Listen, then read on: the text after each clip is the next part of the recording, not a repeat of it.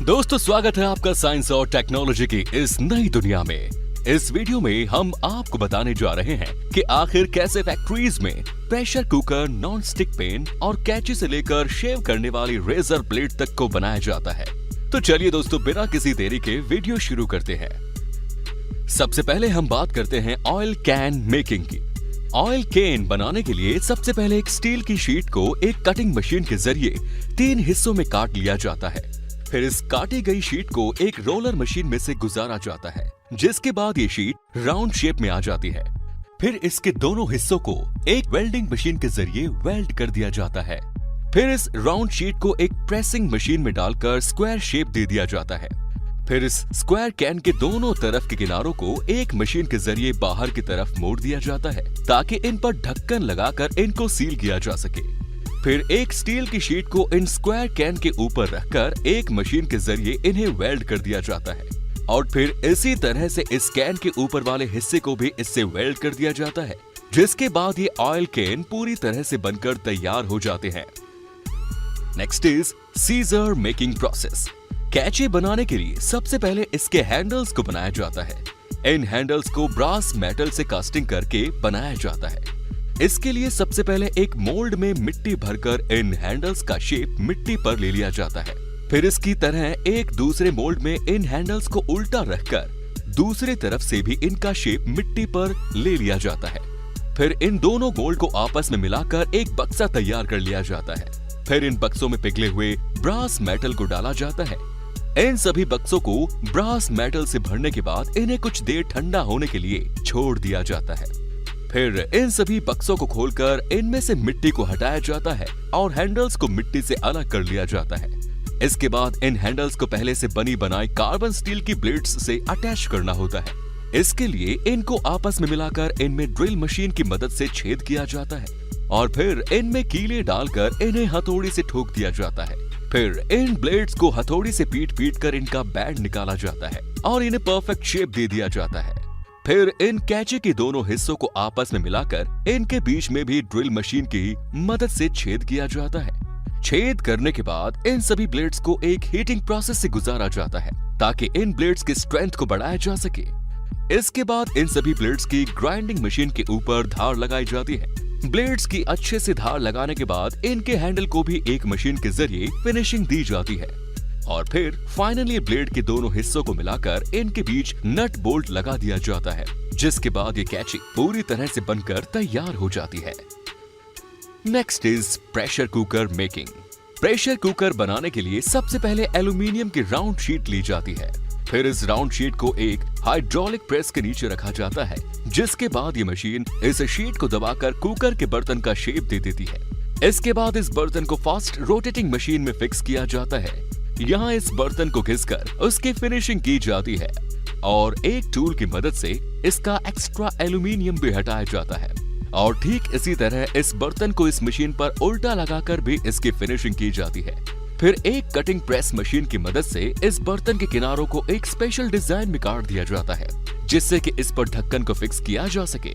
फिर इस बर्तन को एक ड्रिल मशीन पर रखकर इस पर हैंडल लगाने के लिए छेद कर दिए जाते हैं। फिर इन बर्तनों को उबलते हुए एक स्पेशल केमिकल के लिक्विड में डाला जाता है, जिससे कि एल्यूमिनियम मेटल की स्ट्रेंथ बढ़ती है। कुछ देर यूं ही इस उबलते लिक्विड में पड़ा रहने के बाद इन बर्तन को इसमें से निकालकर ठंडा होने के लिए पानी में छोड़ दिया जाता है। फिर इन बर्तनों को एक वायर की मदद से बांधा जाता है, और फिर से एक स्पेशल केमिकल में डालकर कुछ देर यूं ही छोड़ दिया जाता है।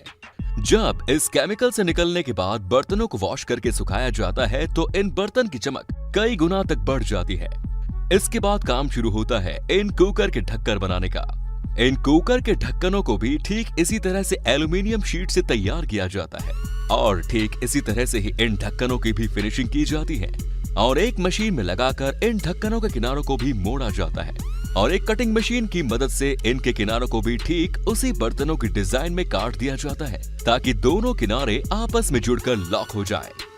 फिर इन ढक्कनों में सीटी और सेफ्टी वाल्व लगा दिए जाते हैं, और फिर एक मशीन के जरिए इनके हैंडल्स लगा दिए जाते हैं, और हैंडल लगाने के बाद फाइनली इनके ढक्कन में रबर की रिंग लगा के इन्हें बंद करके चेक किया जाता है, और चेक करने के बाद इन कुकर को डिब्बों में पैक करके मार्केट में भेज दिया जाता है।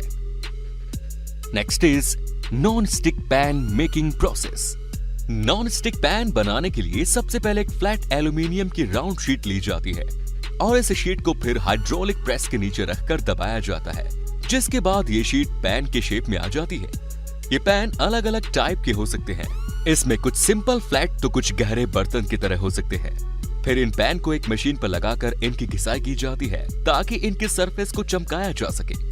घिसाई के बाद इन पैन की सरफेस एकदम शाइनी हो जाती है। फिर इन पैन के ऊपर हैंडल लगाने के लिए ड्रिल मशीन के जरिए इनके किनारों पर छेद किए जाते हैं।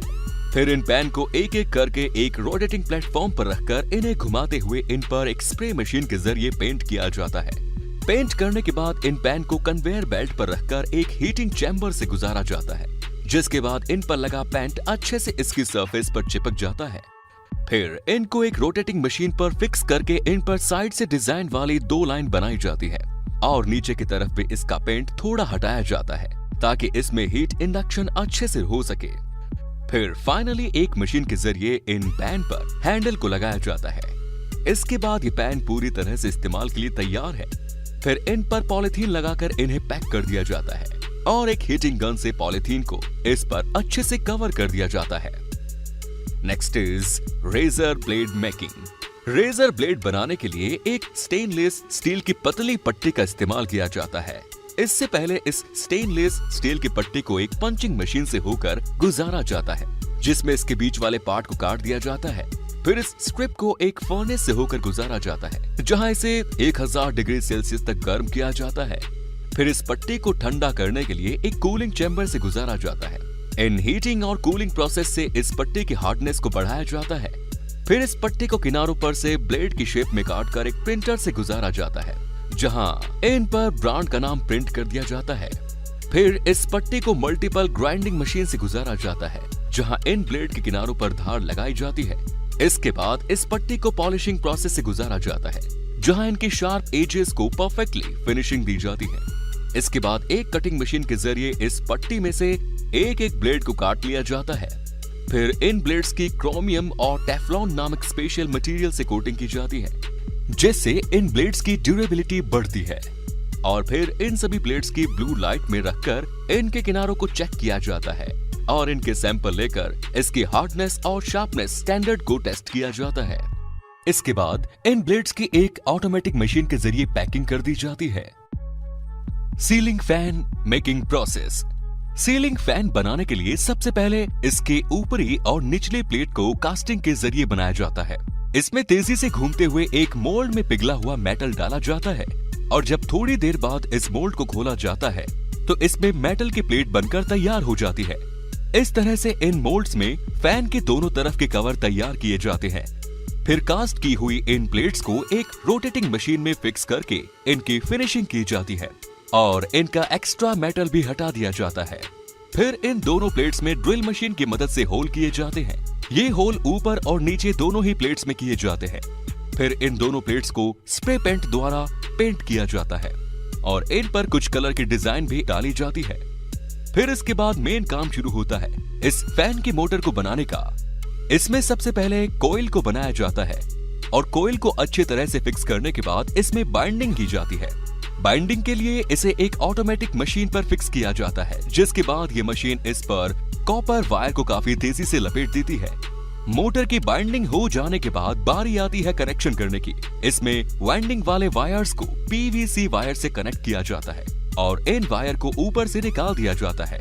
इसके बाद ही मोटर पूरी तरह से तैयार हो जाती है। फिर इसमें फैन के नीचे वाली प्लेट में रोटर को स्क्रू के जरिए फिक्स किया जाता है। रोटर के फिक्स हो जाने के बाद इसमें बेयरिंग लगाई जाती है।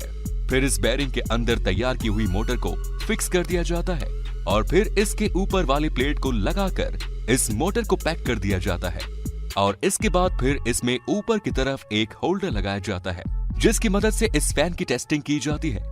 टेस्टिंग में सक्सेसफुल हो जाने के बाद इसमें नीचे की तरफ कुछ डिजाइन भी लगा दी जाती है और फिर फाइनली इसकी ब्लेड्स को लगाकर फिर से एक बार इसकी और टेस्टिंग की जाती है और फिर वापस से ब्लेड्स और रोटर को अलग अलग करके इन्हें अलग अलग डिब्बों में पैक कर दिया जाता है।